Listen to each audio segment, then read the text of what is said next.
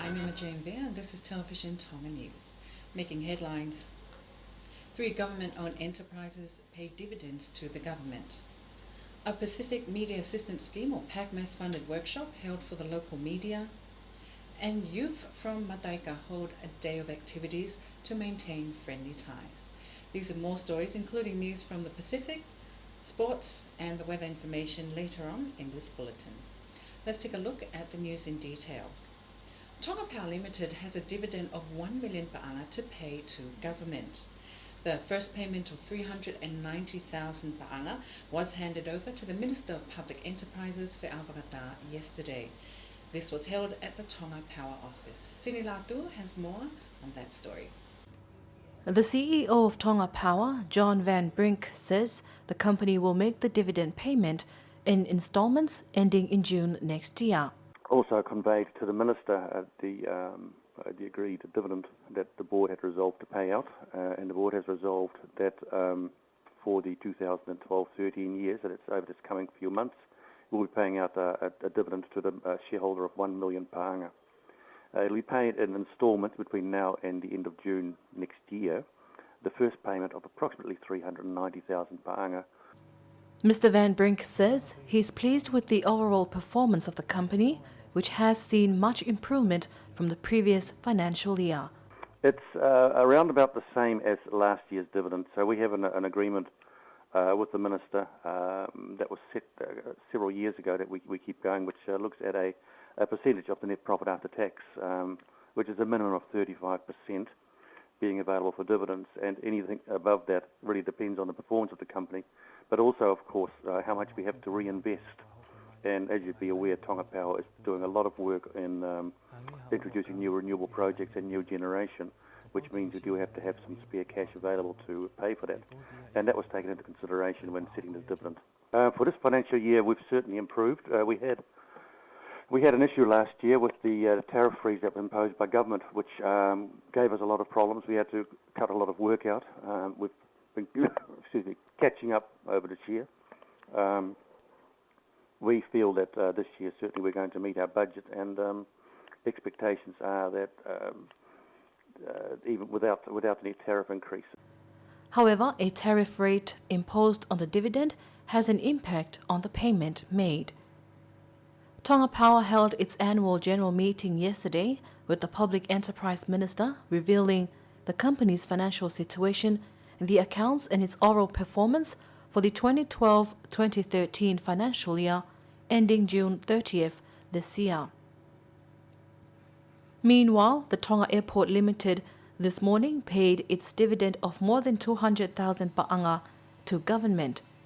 This was held at its office at Mailetaha.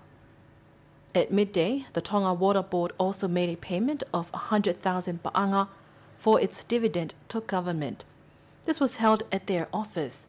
His Majesty's Privy Council has approved a recommendation for 2 new magistrates for the Magistrate Court. The Attorney General Neil Adsett confirmed this to Television Tonga News this morning. The 2 new magistrates are Latai Manamo'ui Kaufusi and Bensimani Ma'o. They will take up the new roles in January next year. Latai Manamo'ui Kaufusi from Neaf Vava'u has been a law practitioner for 20 years, while Bensimani Ma'o from Whangaroto is a Lieutenant Commander with His Majesty's Armed Forces. The Pacific Media Assistance Scheme, or PACMAS, is funding a series of workshops this week at Whanelua Convention Centre. This is held for the local media. Attending the workshop from the Tonga Broadcasting Commission are Viola Olakai, Sharon Elone and Melebaka Havili. Patai Whainga was there and filed this report. A workshop funded and facilitated by PACMAS from Fiji is currently underway in Nuku'alofa for news directors and senior news reporters in Tonga. The overview of the program is to ensure that effective newsroom management is critical for the timely and accurate production and broadcast of news, sports, current affairs programs, which is seen as a major source of information in many Pacific Island countries. The training program aims to introduce strategies and action plans for newsroom management.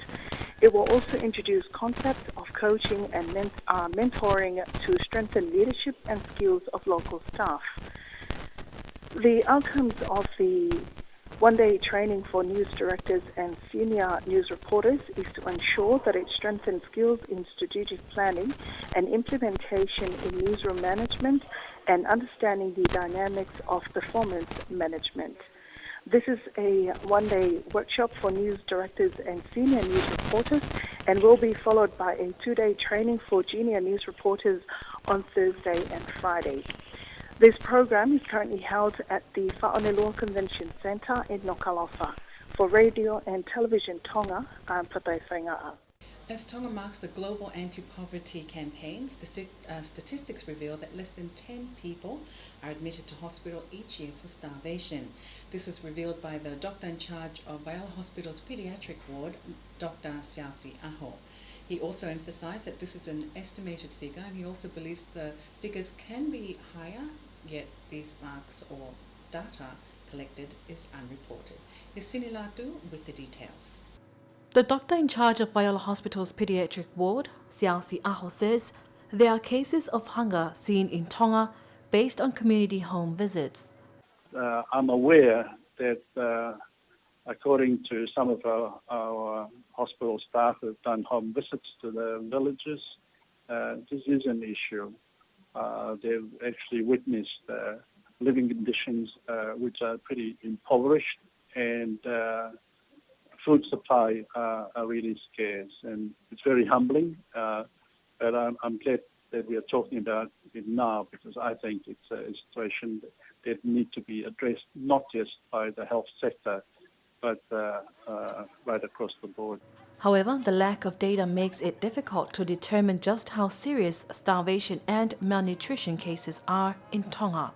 All the kids who might have been starved, again, this is a little bit tricky to be sure because we don't have data, and also that a lot of families, understandably, are quite proud, and it's pretty humbling to concede that there are issues with having perhaps not just the amount of food to eat, but the right kind of food to eat, so that in that older age group, again, I suspect it probably the similar magnitude, something between 5 and 10 cases per year of varying severity. Dr. Aho adds that malnutrition cases do occur, but the numbers are not high, yet attention is made on the issue. He calls on stakeholders to join hands in addressing the matter. For Television Tonga News, I'm Sini Latu. Released the name of an Australian woman who drowned last week at Nuku'alofa beach. She is 62-year-old Wilma Kauro, who was on holiday in Tonga with her partner. She drowned last Tuesday while swimming at Nuku'alofa beach. Her body is kept at Waiala Hospital's mortuary while awaiting direction of the Australian police who work in Tonga. In a separate case, police have confirmed the death of a 30-year-old man to be a suicide. David Niulala Akaola from Billy drank a toxic chemical on Monday morning, 11 o'clock on Monday morning, and he died at 12 midnight the same day. Police suspect the incident is due to the delay of his planned wedding day, which was for tomorrow. A one-day social activity was held for youth of Mataika yesterday. This is in order to maintain friendly relations between school students during the Christmas break. Fatai Whainga'a has the details. The youth participating in different events in this program. Mataika's Free Wilson Church youth leader, Sione Kolopeawa, says a friendly sports activity was held for primary and secondary school students at Mataika's rugby field.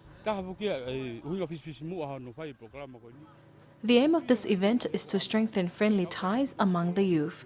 Most of the youth in the area are students of Tonga College, Dubois College and Liahona High School. These are schools which have been involved in fights. The one-day event includes all youth, regardless of their religion, to participate and socialize with others, maintaining friendly ties. The activity keeps youth involved with church activities. The youth were divided into 2 groups and carried out activities such as volleyball and sack racing. Many parents were also at the event to give their support of the drive. For Television Tonga News, I'm Sini Latu. That's Pacific News. Sports is up next with Pierre Ollier.